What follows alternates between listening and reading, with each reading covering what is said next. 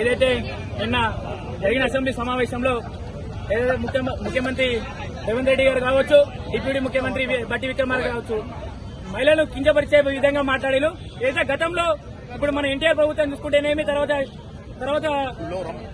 ఎన్టీఆర్ గారు కావచ్చు, ఆ తర్వాత వైఎస్ రాజశేఖర రెడ్డి కావచ్చు, తర్వాత కిరణ్ కుమార్ రెడ్డి కావచ్చు, కేసీఆర్ గారు కావచ్చు, గతంలో ఏ ముఖ్యమంత్రి కూడా ఆడవాళ్ళని ఈ విధంగా మాట్లాడలేదు. ఏదైతే రేవంత్ రెడ్డి గారు నిన్న సభలో మాట్లాడినాను, ఆ మాటలు వెనుక తీసుకుని అది సభ నుంచి తొలగించి రాష్ట్ర వ్యాప్తంగా మహిళలందరికీ కూడా క్షమాపణ తక్షణమే చెప్పాలి. లేదంటే రాష్ట్ర వ్యాప్తంగా ఇంకా ముందు ఎన్నో ధర్నా కార్యక్రమాలు, ఎన్నో రాష్ట్ర రోగాలు, ఎన్నో దిశబొమ్మ కార్యక్రమాలు పెద్ద ఎత్తున చేస్తాం.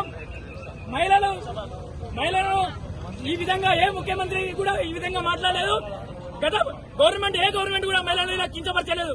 కాబట్టి ఇప్పుడు వచ్చిన ముఖ్యమంత్రి గారు వెంటనే మహిళలకు క్షమాపణ చెప్పాలని కోరుతూ మా బీఆర్ఎస్ పార్టీ తరఫున డిమాండ్ చేస్తున్నాం. ఈ రోజు మా జిల్లా పార్టీ అధ్యక్షులు డాక్టర్ మీనా భాస్కర్ పిలుపు మేరకు ఈ రోజు పెద్ద ఎత్తున ధర్మ కార్యక్రమం చేపట్టడం జరిగింది.